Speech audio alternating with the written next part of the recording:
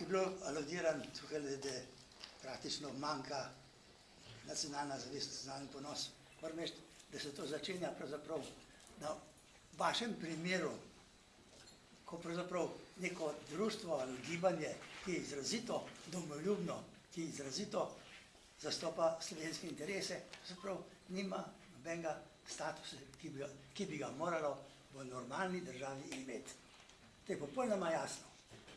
Vete, in danes za naša oblast z nekim ponosom skoraj pripoveduje, češ, vete, v Evropi smo se prezentirali kot država, kot diplomati, ki se znajo obnašati, ki praktično so Evropljani, kratko malo, ki so stopili iz Balkana in se obnašajo pametno, sprejemljivo. In naši so neskončno navdušeni nad to pohvalo.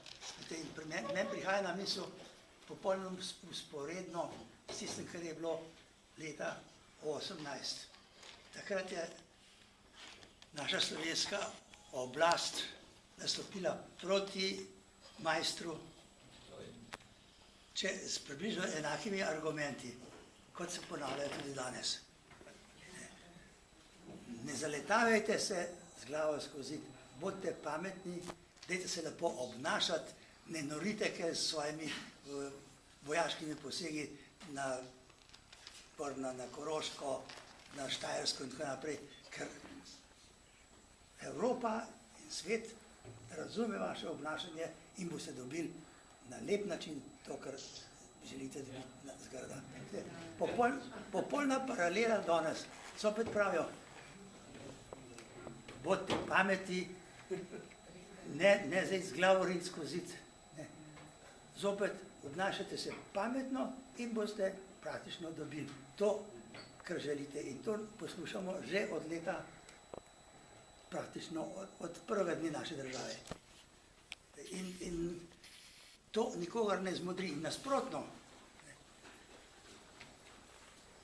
danes taka gibanja, kot je vaše, prezentira ravno včeraj sem bral časopisov, to so ekstremisti, ki stvari ne razumejo, ki nam več škode delajo, kot koristi. Torej, skratka, bodimo vendarle pametni. Če bomo še naprej tako pametni, bo Slovenija konc.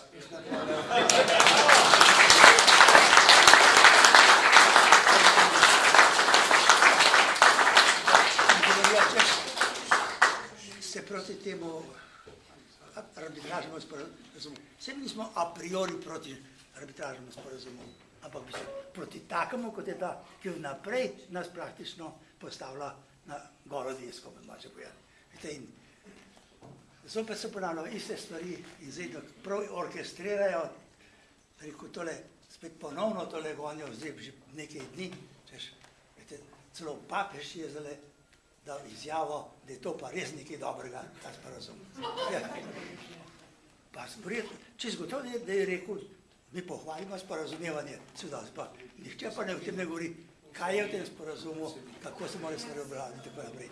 To je skratka, jaz imam zdaj še na druge dolžnosti, izkoriščam se to priliko, da se vam zahvalim za vaš pogum in za vaš idealizem in upam in želim vam čim več uspeha, ker vaš uspeh je naš skupni uspeh. Hvala lepa.